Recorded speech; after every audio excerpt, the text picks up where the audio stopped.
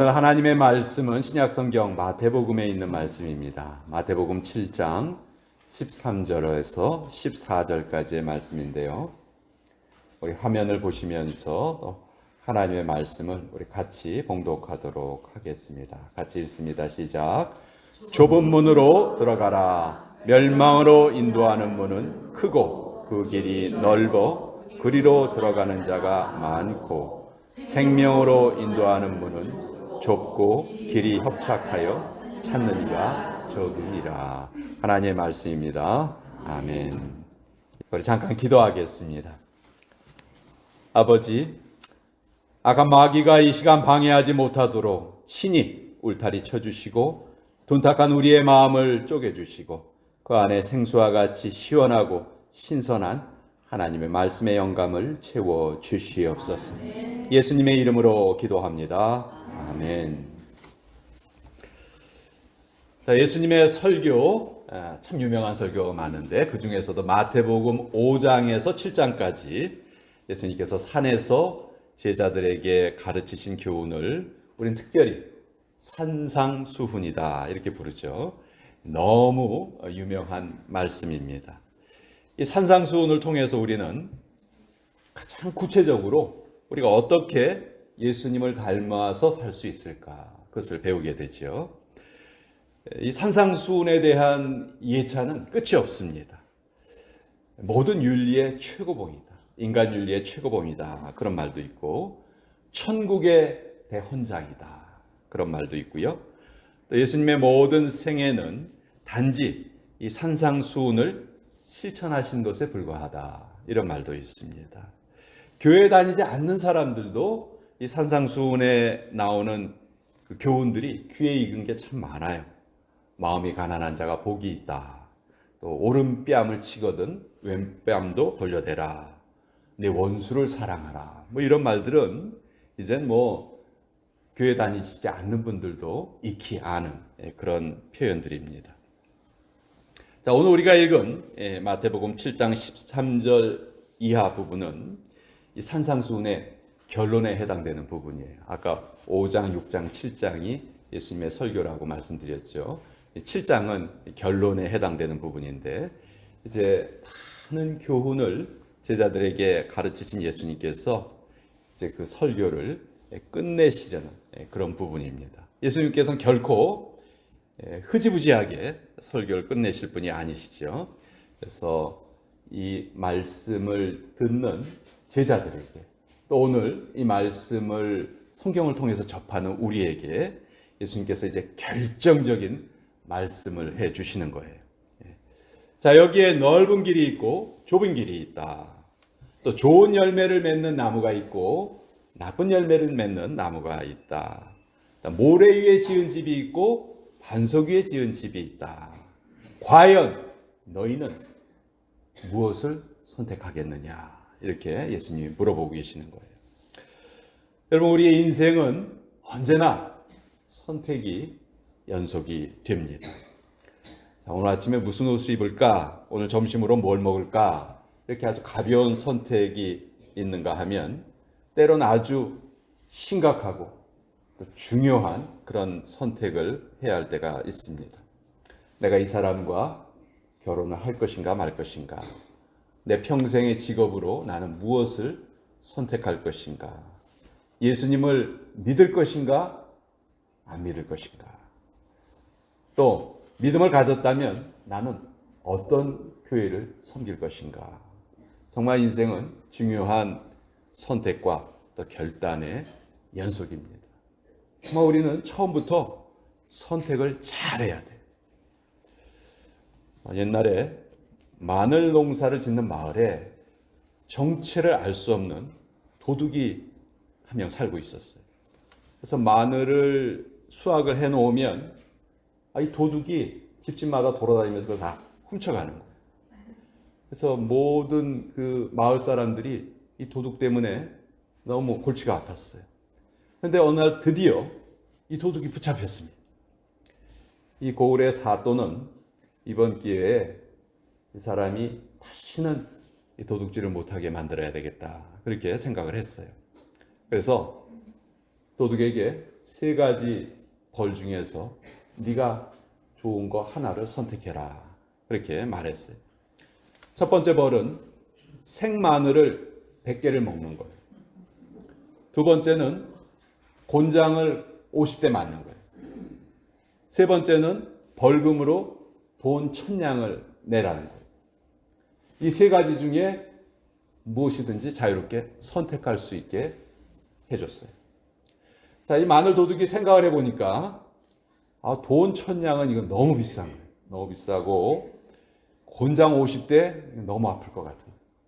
근데 생마늘 100개를 먹는 거는 이거 뭐 돈도 안 들고 뭐 마늘 먹으면 건강에도 좋다고 그러고 그래서 나는 생마늘 100개를 먹겠소 이렇게 말했어요. 그래서 좋다. 그럼 마늘을 먹어라. 그래서 마늘을 먹기 시작을 했는데 이 한두 개 먹을 때는 괜찮았거든요. 근데 한 10개쯤 먹으니까 입안이 얼얼하고 속이 쓰리기 시작을 합니다. 한 20개를 먹었더니 얼마나 마늘이 매운지 몸이 마비되는 것 같아요. 눈알이 빠지는 것 같아요. 도저히 더 이상 먹을 수가 없었습니다.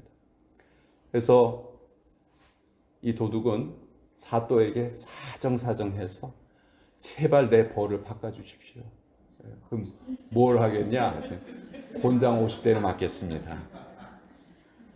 근데 곤장도 한 5대까지는 괜찮았어요. 견딜만 했어요. 근데 한 10대를 맞으니까 엉덩이에 살이 터지고 피가 나기 시작하고 20대를 맞으니까 정신이 가물가물해지고 이러다 매 맞다고 죽을 것 같은 거예요. 참다 못해 소리를 고래고래 지르면서 내가 돈 1000냥을 낼 테니까 나 좀 살려주십시오. 결국 이 도둑은 마늘도 20개나 먹고 곤장도 20대나 맞고 벌금은 벌금대로 내고 그리고 풀려났다는 얘기예요. 무슨 얘기예요? 처음부터 선택을 잘해야 된다는 거예요. 선택. 우리 인생도 선택의 기로에 놓일 때가 참 많아요.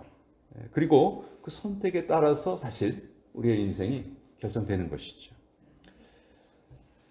성경은 우리에게 중요한 진리를 두 가지 알려주세요. 첫째, 우리 모든 인생은 자기도 알지 못하는 그 수많은 길을 걸어가는 존재다 하는 거예요. 잠언 20장 24절에 보면 사람의 걸음은 여호와로 말미암나니 사람이 어찌 자기 길을 알 수 있으랴. 가진 자나 못 가진 자나 배운 자나 못 배운 자나 어린이나 노인이나 할 것 없이 다 각자 자기 길을 걸어가고 있습니다. 그리고 그 길이 참 다양해요. 여러분 직업의 종류도 뭐 2만 가지가 넘는다고 하죠. 우리 인종도 다르고 사는 지역도 다르고 하여튼 뭐 같은 것보다는 다른 것이 훨씬 더 많습니다. 그것이 인생의 길입니다. 그런데 성경이 가르치는 두 번째 진리는 우리 눈에는 그렇게 수많은 길이 있는 것처럼 보이지만 궁극적으로는 딱 두 가지 길밖에 없다. 이것이 성경이 우리에게 가르쳐 주시는 진리예요. 신명기 30장 19절에 보면 내가 생명과 사망과 복과 저주를 내 앞에 두었다. 하나님께서 우리 인생에게 궁극적으로 허락하신 길은 생명의 길과 사망의 길, 복과 저주, 이 두 가지밖에 없다는 것이지. 그럼 우리가 이 진리를 깨닫고 나면요, 그렇게 복잡해 보였던 인생이 아주 명쾌하게 정리가 됩니다. 우리가 우리의 인생을 마치고 하나님께 돌아갈 때 우리의 인생은 단 한 문장으로 정리돼요. 단 한 문장. 생명의 길을 살았는가? 사망의 길을 살았는가? 그 하나로 모든 인생이 다 정리가 된다는 것이죠. 자, 그것을 오늘 이 예수님의 비유를 통해서 우리가 알 수가 있는데 보통 우리 좁은 문의 비유 혹은 뭐 좁은 길의 비유 뭐 이렇게 우리가 이 비유를 부르죠. 자, 이 비유에서 예수님께서 우리에게 좁은 문으로 들어가라 이렇게 말씀하시는데 과연 좁은 문이라는 게 뭘까? 좁은 문이 뭘까? 뭔가 가치 있는 것을 이루기 위해서는 고생을 해야 된다는 그런 말인가? 왜 좁은 길로, 좁은 문으로 들어가라고 말씀하시는 걸까? 여러분, 우리 잘 생각해 보면요. 우리 인생이라는 것이 일부러 우리가 좁은 문으로 들어가려고 애를 쓰지 않아도 시간이 지나면 점점점 좁아지는 것을 우리가 깨닫게 돼요. 초등학교 누구나 다 들어갈 수 있어요. 중학교, 고등학교, 대학교로 올라갈수록 그 문이 점점 좁아지죠. 뭐 대학원을 진학을 한다든지 우리가 직업을 선택하려 할 때는 그 문이 넓지가 않아요. 좁아요. 그렇죠? 점점 인생의 문이 좁아진다는 거 우리 다 경험하면서 살아오고 있습니다. 그런데 주님은 가뜩이나 이 좁은 문 앞에서 허우적거리면서 살아가고 있는 우리에게 좁은 문으로 들어가라. 좁은 문으로 들어가기 힘써라. 이렇게 말씀하신단 말이에요. 아니 주님, 신앙생활에도 넓은 문, 좁은 문을 만들어 두시는 게 이게 너무한 거 아닙니까? 너무 가혹하신 거 아니에요? 우리 자고 싶고 놀러 가고 싶고 쉬고 싶은 주일에 그런 거 다 마다하고 우리 이 자리에 나와서 지금 예배를 드리고 있는데 아니 여기에서 더 좁은 길로 들어가라고 하신다니 그게 도대체 뭡니까?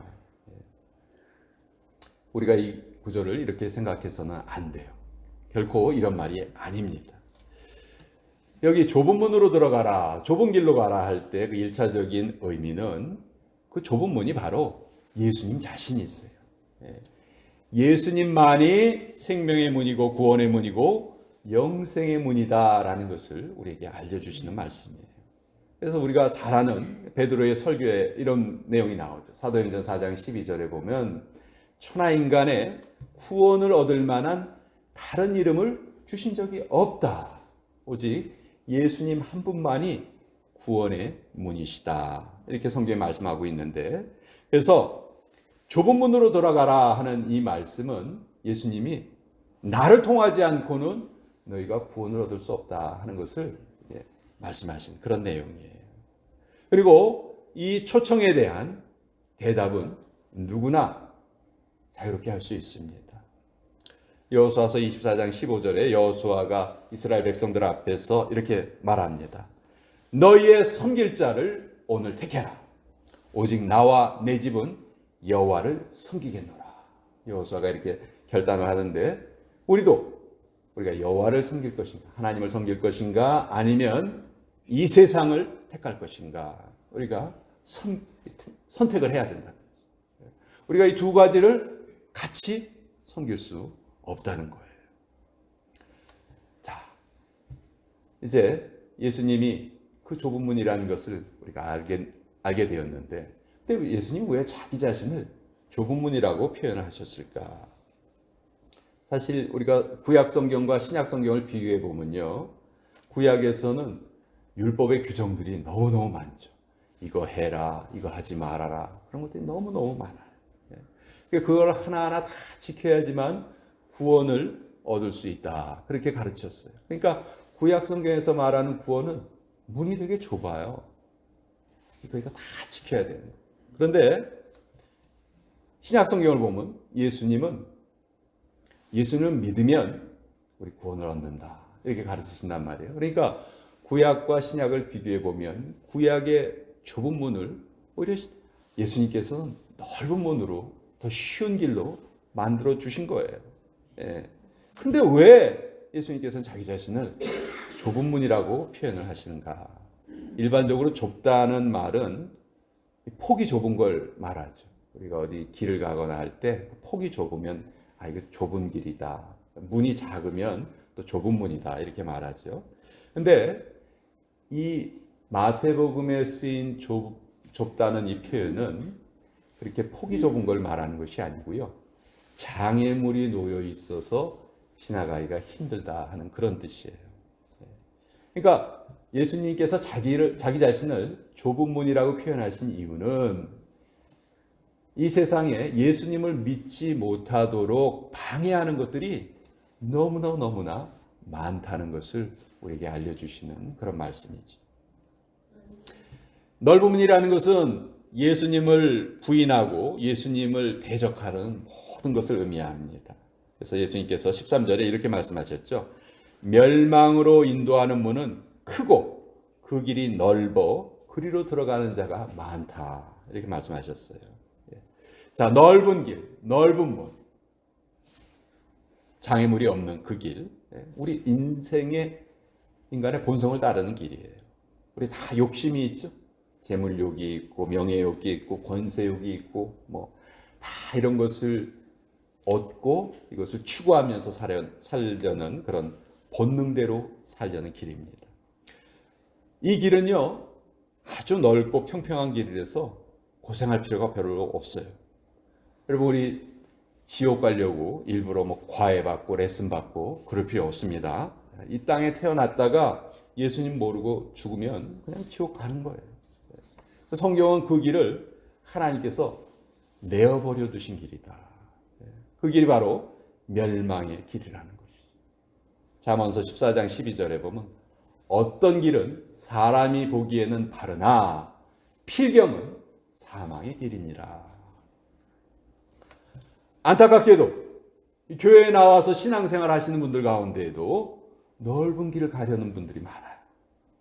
믿음 생활하면서 하나도 어려움이 없기를 바라시는 분들이 있어요. 그런데 성경은 뭐라고 말씀하시는지 아세요? 사도행전 14장 22절에 보면 우리가 하나님의 나라에 들어가려면 많은 환난을 겪어야 할 것이라. 하나님의 나라에 들어가는 길이 좁은 길이라는 것. 많은 환난이 우리를 가로막는 길이라는 것이죠.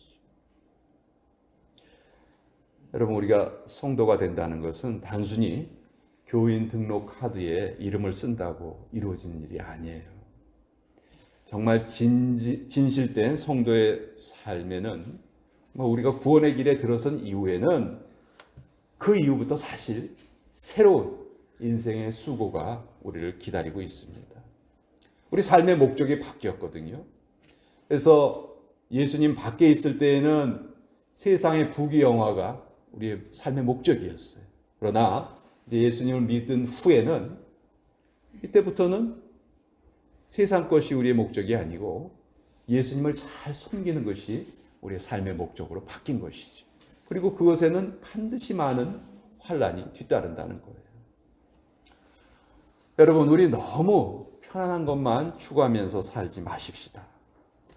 우리 성도들은 재미가 아니고 기쁨을 추구하는 자들이고요. 편안함이 아니고 평안함을 찾는 자들이에요. 네. 좁은 길은 찾는 이가 적다 했습니다. 외로운 길입니다. 좁은 길이라는 게 좋은 것이 쉽게 얻어지지 않죠. 오래된 산삼일수록 정말 사람들이 접근하기 어려운 곳에 그곳에서 자라죠. 십자가의 고난이 있어야지만 부활의 영광이 있는 것입니다.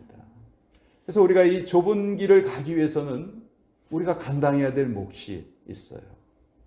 세 가지 투쟁을 해야 됩니다. 첫째는 내 자신과의 투쟁이에요.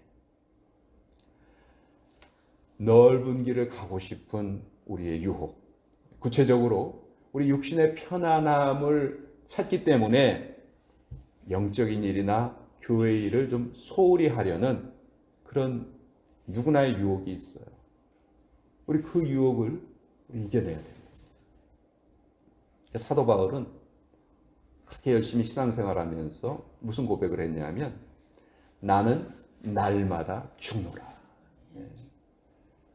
하나님의 일을 하기 어렵고 힘들고 고난이 많고 그러니까 우리의 본성은 그거를 싫어하거든요. 근데 바울은 나는 날마다 죽노라 하면서 그 세상으로 향하는 마음을 계속 그것과 싸우면서 자신이 좁은 길로 들어가기를 힘썼던 것이죠. 두 번째는 이 세상과의 투쟁입니다. 세상의 유혹과 재미를 거절하는 싸움이고 우리가 비록 이 세상에 살고 있지만 이 세상을 초월해서 살아가고 있다는 것을 늘 깨달으면서 사는 것이죠. 그리고 세 번째는 모든 악의 근원, 사탄과의 투쟁입니다. 우리 내면 세계에서 벌어지는 영과 육의 투쟁, 선과 악의 전투, 영원과 순간의 대립. 근데 성경 우리에게 뭐라고 알려주시냐 하면 이 세 가지 싸움을 너희의 힘으로 싸우려고 하면 백전백패할 것이다. 그 싸움은 도저히 너희의 힘으로는 이겨낼 수 없는 싸움이다. 그렇기 때문에 늘 성령님을 의지하면서 그 싸움을 해야 하고, 그 방법은 바로 하나님의 말씀과 기도에 전념하는 것이다. 그래야만 그 세 가지 싸움에 너희가 이길 수 있다. 이 성경이 우리에게 가르쳐 주시는 것이죠. 여러분, 우리가 살고 있는 이 시대는요, 굳이 너희들 좁은 길로 갈 필요 없어, 굳이 좁은 문으로 들어갈 필요 없어, 이렇게 우리를 계속해서 속이려고 합니다. 어떤 종교든지 열심히 믿으면 구원을 얻는 거야. 아니, 종교가 없어도 돼. 그냥 열심히 착하게 살려고만 하면 죽은 다음의 일은 우리 걱정할 필요 없어. 여러분, 이런 생각이 지금 전 세계를 뒤덮으려 합니다. 그렇지만 우리는 그것이 진리가 아니라는 것을 알아요. 그렇기 때문에 우리는 반드시 진리의 길을 가야 합니다. 어떤 어려움이 있어도 우리는 이 길을 가야 해요. 우리는 어떤 어려움이 있어도 예수님을 붙들어야 돼요. 그 예수님께서 우리에게 좁은 문으로 들어가라 단호하게 명령하신 거예요. 주님의 간절한 소망이 담겨있는 그런 말씀입니다. 여러분, 한번 상상해 보세요. 분명히 이 길은 망할 길인데 여러분의 자식이 그 길을 꾸역꾸역 가려고 해요. 그럼 부모인 우리는 어떻게 해야 될까요? 무슨 수를 써서라도 그 길을 막으려고 할 거 아니에요. 그렇죠? 야단쳐서 안 듣는다면 뭐 눈물을 흘리면서까지 사정을 해서 그것을 막으려고 할 거예요. 부모의 그런 심정이 담겨 있는 단어가 오늘 본문의 좁은 문으로 들어가라 그 단어예요. 그 들어가라 그 단어에 예수님의 이 심정이 다 담겨 있는 거예요. 왜 주님께서 이런 간절한 표현을 쓰셨을까요? 이 선택에 우리 인생의 결론이 결정되기 때문에 그래요.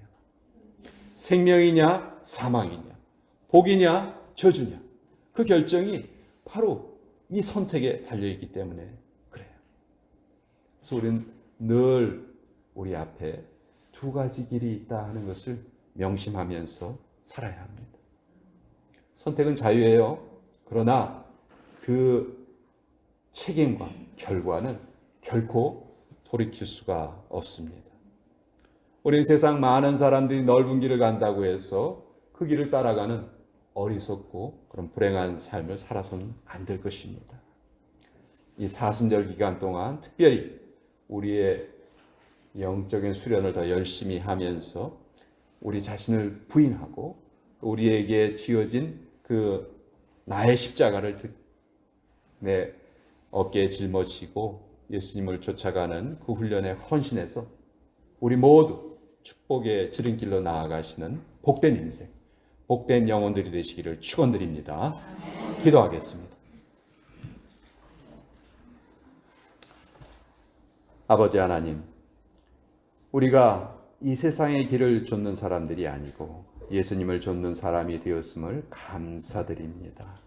많은 사람들이 가는 넓은 길은 결국은 멸망에 이르는 길이라는 것 깨닫게 해주셨습니다.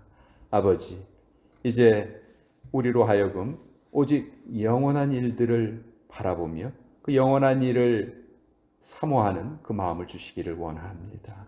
일시적인 가치를 가진 일에 우리 인생의 시간을 낭비하지 말게 하여 주시옵소서. 아버지, 우리 주님께서 자신을 부인하시고 그 십자가를 지시고 예수님을 따르는 우리의 인생길에 오늘이나 내일이나 영원히 동행해 주실 줄 믿습니다. 우리의 삶을 통해서 영광과 찬양을 받아 주시옵소서. 예수님의 이름으로 기도합니다. 아멘.